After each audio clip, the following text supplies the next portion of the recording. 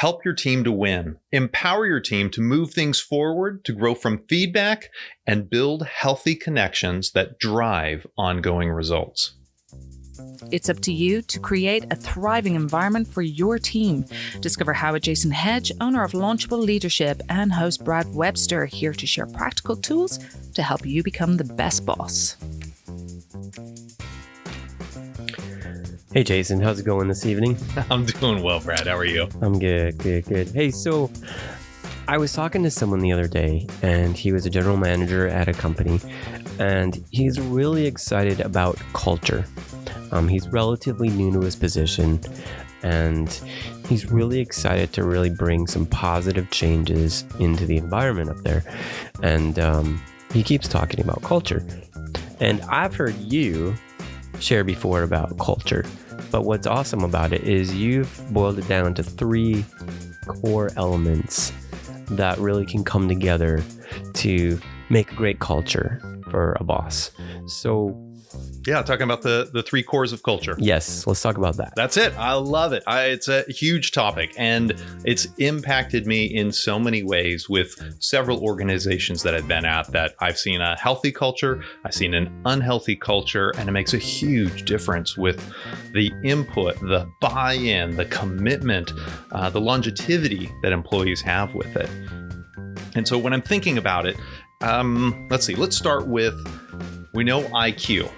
And I want you to think about this scale that moves from IQ, that intelligence quotient that people are kind of born with. You kind of have it there. Right. And then on the scale, move to the left a little bit, and you've got EQ, the emotional quotient. And that's kind of that ability to read and understand your own emotions, others' emotions, and be able to figure out how to connect with others well based upon what emotions are going on in yourself and others, and managing those well. And then continue further on the left on that scale. And a new thing that's coming up now we're talking about is that love quotient.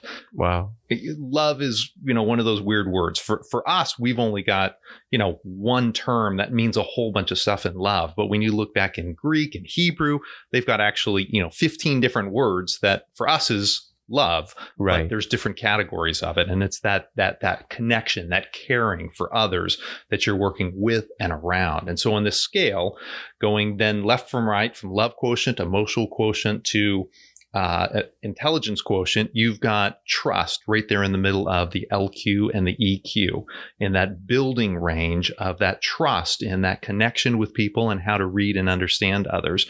And then right under the EQ, you've got the accountability, is that second one right there in that having that desire and ability to talk about difficult things and having a good outcome. And then moving over to the right in between EQ and IQ, you've got freedom. And that's where you've got people that know what they're doing, have the trust factor, the accountability. They've been able to demonstrate they're doing things well. And so we're allowing them more and more freedom to be able to do what they love. Yeah, freedom. Cool. Okay. Well, let's start with trust. So talk to us a little bit about trust. All right. So I love the quote from Stephen Covey in Speed of Trust. Trust is the confidence born of the character and the competence of a person or organization. So it starts in the inside. And that's where a lot of people, I think, miss the mark on trust. They just expect it to be there because you're an authoritarian, you're a leader. But it really starts from what's resonating inside as to who you are. Are you doing the things that you're telling yourself to do? Do you have that high level of integrity to be able to move through things and demonstrate things time and time again? And so when you're building it from the inside out and people get to see examples of that character building, that builds the trust that they can rely upon you, that they're going to see the same person day in and day out. They don't have to be surprised about it, and moves things forward with it. So it's about character. And for a lot of people, it's about the mindsets of yourself and others and how you are viewing yourself and others. And for a lot of us, when we hire people on board, we expect them to do things so that that trust is earned over time, that we gradually see them building up towards it. And I'm guilty of that. I don't trust easily with a lot of people. Right. I want to see them prove it, and then I'll give them a little, and then see if they handle it well and give them a little. But for managers, best bosses to be truly effective, I think we need to lean more on that other side and grant that trust up front. And then if they abuse it, we begin taking it away and moving them out of the organization, depending upon how they handle that. And so the opposite side of things is that doubt, that lack of confidence. And if you really want to foster trust, to have a healthy culture, which is the foundation of everything else that we're going to be talking about, you have to build it. You have to demonstrate first. You have to be willing to give it to others and help that to grow in the process. So that's some basics about trust. So it sounds to me like it's better to start in the interview and hiring process and make sure that person's who you want to hire versus just sticking a warm body in there. And then they've got to kind of earn the trust through that training process. Absolutely. When you are building and have a healthy culture, the quality of the hire, which is probably the most important thing that a best boss ever does, is being selective to bring the right people and put them in the right spots on the bus. Right. The good to great. And so you've got to do that. And so finding out as best you can in the interview process, are they going to be a big fit? Do they have alignment with where you want this culture to go as you're building it up? Or once you have it established, can they fit in there? Can they identify with that? And once you've got that, it makes it that much easier to have that trust going on and extend it early. You're absolutely right. And, on that note, not to go too far down that road, but you have a whole segment that you do on that onboarding process, don't you?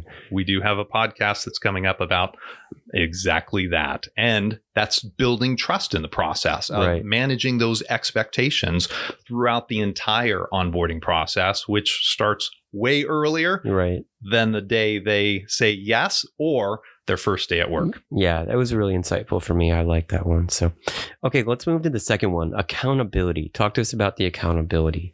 All right. So accountability. I want to start with a quote, and this is from the book, The Oz Principles, which is, well, I'll get back into it, but okay. A personal choice to rise above one's circumstances and demonstrate the ownership necessary for achieving desired results. And the word accountability, when most of us hear it, it has negative connotations.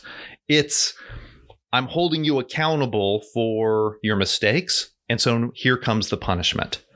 And we need to redeem that word. We need to bring it back and shift those mindsets, because accountability is a healthy thing in a healthy organization.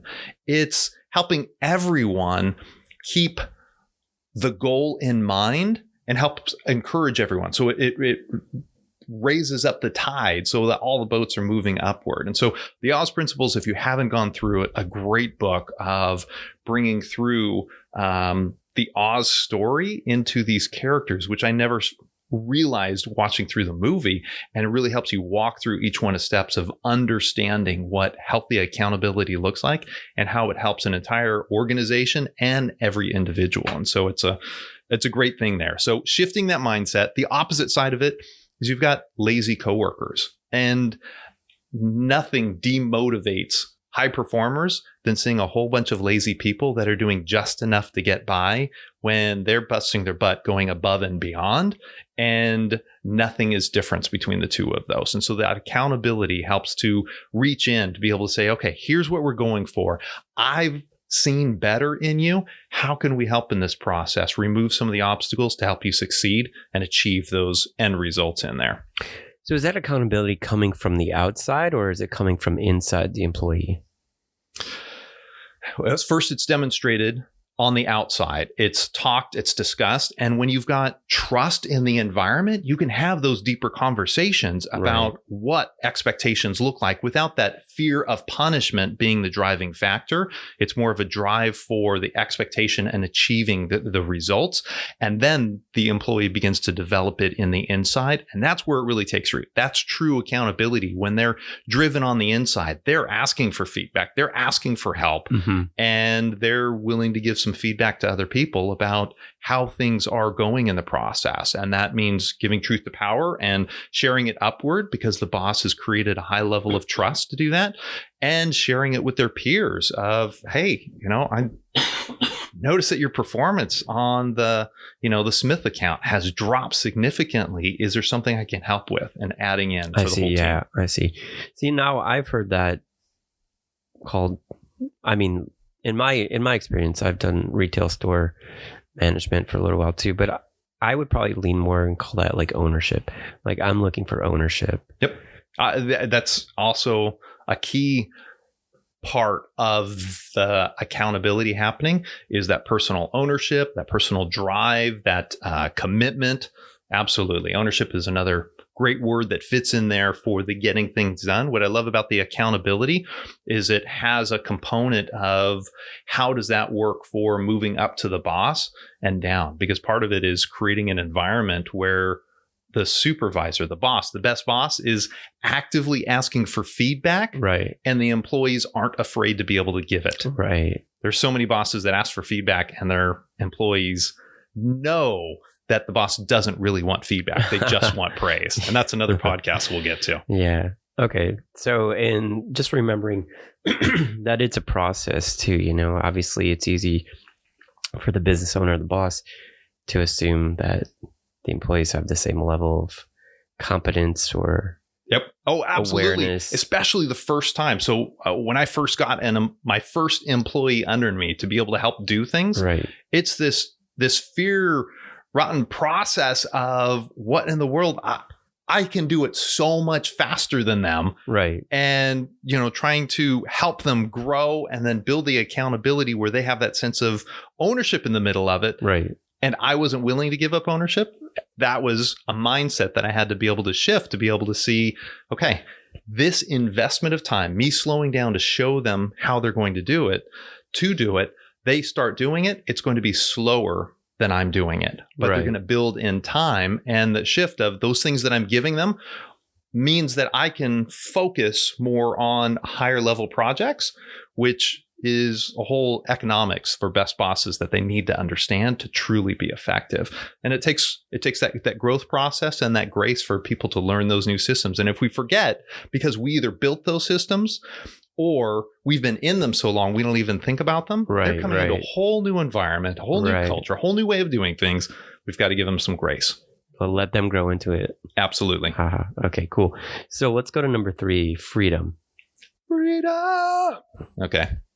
Bad interpretation. Okay, there we go. So Jose Marti has a quote, and I love: "Man loves liberty," you can say there, freedom, "even if he does not know that he loves it. He is driven by it and flees from where it does not exist." That's good. And we get to see that happen in countries. We get to see that in organizations where people are naturally just driven there. And that's that flexibility to try things, that flexibility to succeed, and that flexibility to fail. Some of the best companies actually have little celebrations around some failures. Amazon right now there's been several projects that have tanked miserably with millions and millions of dollars gone. Wow. But they look at it as these learning opportunities, and they glean all the information they can to say, okay, that's not the direction that we're going right now, but these are the things that we learned, and we're going to apply that information elsewhere. And without that sense of freedom, creativity drops significantly, Right. and people aren't able to really live up to that maximum. But some failure is a part of business. And yes, you want to minimize it. You want to put some caps around it. But giving people freedom allows them to thrive, allows them to step into their call for things. So some of the issues are, that extra flexibility, that overshadowing. When you're building in that accountability stage, you've got someone that's growing there. Yes, you're helping watch and oversee some of the things that are happening, but you're stepping out more and more and more. The more that you're hovering over your team to find out exactly what's going on, the more that they are moving in more of that fear mode and just doing what they need to do to have you look pleased and move on to someone else so that they're not going to get in trouble. Yeah, and I can attest to that. Like, anxiety kills creativity like nothing else. Absolutely. Yeah. And we don't want that. And so that opposite is that micromanaging, like we talked about. And so part of how to do freedom well is to set clear goals so people know exactly what that expectation is towards the end. Set some wide parameters so they've got freedom. So like this, creating this wide freeway. There's a destination that we're going for. Everyone understands what it is and where it is. But within this freeway, they can drive in any of the lanes, all of the lanes, zigzag lanes, however they want to, as long as we're getting towards that end destination. That's what we want. And those lane lines or on the side, those borders help them miss some of the landmines that they might not know are going to be there somewhere in the process, and then give them the freedom, let them go, and then check in on them. And when we get to talk later on about delegation, there'll be some key things in there that'll help in that process and reduce some of your anxiety. Okay, I want to poke at this just really quick. So you said something about how Amazon is having these big celebrations for these efforts that just tanked. That mind shift, yes, of looking at those failures differently than on the outside. We can go, oh, wow, they failed miserably on that. But they're actually, hey, this is great. We learned a lot. So what would you say to a boss out there who says something like, oh, yeah, well, they could afford to make those mistakes because they're Amazon? Well, I'm smaller. I can't afford these mistakes. How would you address something like that? I would say they're within their realm. Yes, they're allotting a certain amount. But for you, the failures you aren't going to allow failures that are that big that tank the company. Right. But within the realm of there, if you take down the size and you looked at it, then something in that smaller range is exactly well. And then, based upon how big the organization is, yes, you can have extra levels of that freedom and flexibility because you can afford it. But at the same time, there are things that you can afford. And right now, most of us are saying we're not allowing any errors at all. If there's any error, you're being written up. And that is stifling sense of freedom and that healthy culture. Man, that's so fascinating because I can see how awesome it would be. But how do you handle the renegade employees that were like, whoa, that was fun. We just messed up and they celebrated us. So well, let's just go. Because you're starting with the trust. Okay. And you've got the accountability. Okay. So, and it's that building process of starting with that trust, building that into the accountability, and then into the freedom where, yes, there is a chance you can have a rogue employee, but there's a much greater chance that you're going to have great employees that love what they're doing, love where they're at, and are fully engaged in the process. And that's what we want to go for. So I see you tying all three of these back together, not just taking the one. Yep, they're not isolated. And it's a building process. Yeah, if you just started with freedom and you don't have trust and accountability, you've got some major issues there. Yeah. Okay. That's really good. So right now, if someone's really seeking to move the needle in the culture in their business, the boss, what's the best step? What can they do right now? The best step right now, I would say, download our employee questionnaire on trust, accountability, and freedom. And you can get that at bestboss.org/1. And that's the number 1. And download it, share it with your team, keep it anonymous, and go through that information and start to sort out to see how well am I as a boss actually doing on trust, accountability, and freedom, and then start making some shifts and build whatever that lowest denominator is of that score. And if it's on freedom, if it's accountability, or if it's trust, start on that lower one and begin building upward and taking steps. And we'll have future podcasts that'll help building that. There's lots of great resources out there, but that's the best step. Let's take some action. Let's put things in process. And so for that manager that you were talking with, for them to be able to start building that subculture within the realm that they have influence, they can help create that subculture that's healthy. Even if the company as a whole doesn't have a great culture, they can do what they can within their realm, start building it up, and build in these 3 cores. Okay. That's good. All right. Thanks, Brad. Yeah, thanks, Jason. Today's best step moves you closer toward becoming the best boss with growing profits, an engaged team, and a legacy with lasting impact. If you found this helpful and know of others ready to become the best boss, please subscribe and take a moment to share a rating of how valuable this podcast has been. Visit us online at bestboss.org to connect more with Jason and Brad and other best bosses.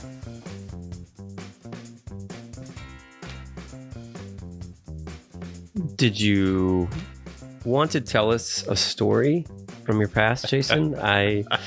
I can't help it, but I've heard parts and pieces of this story. I remember there was a 4-wheel drive. Yep. It was a mud race. This was a mud bog. This was the High Sierra, maybe 7th annual mud bogs, which I'd never done before, but I had fallen in love with 4-wheel drive vehicles, never had one before, right, and built it pretty much from the ground up of a CJ3A Willys Jeep with a fiberglass body, full roll cage, 36.5-inch tires, Chevy V8 motor, 350, with enough horsepower with those big Super Swamper tires to be able to lift them off the ground from a dead start. Wow. When you're going. It was a fun monster to be able to have, and I took my girlfriend to the mud bogs to race it with a couple friends. Gonna say, tell us about the best part is your passenger in this race. You didn't do the race sitting in the seat alone. I didn't do it alone. No, even though it was my first time. Who was your passenger? To take this beautiful redhead with this curly hair that I had just kind of fallen in love with, and she is my wife now. So I'm very happy to report that mud bogs build healthy relationships, and there we are now. So you took her. Was this a date? Ooh, that'd be hard to call it a date. It was more... But she rode in the race with She was all in. Yeah, she wanted to be there as a part of it. So she could have been in the audience, but she wanted to get dirty in the middle of it. So we did. That's crazy. And not only did we survive through the run and not get stock, but we actually ended up getting 3rd place for the V8 class, which was pretty impressive for the first time going. In fact, I even had to ask people, what gear do I start out to go through this? Because I knew I couldn't do a lot of shifting. And 4-wheel drive high was the secret to be able to go through, floated across the top, and 3rd place in High Sierra mud bogs. Congratulations. And what did she say at the end? What did she say? Like, how did she respond? I think it's something about how much mud she got on her, I think was a part of it. But I'm sure now, looking back, she would say that was the moment that she knew she wanted to be with me for the rest of her life. Oh, there you go. All right. This guy cleans up well. No pun intended. Awesome. No joke. Thanks for asking. That's crazy. Awesome. Mud bogs. Who knew? Yeah. Wild stuff. All right, Brad. Cool. We'll see you later. All right. Have a good night.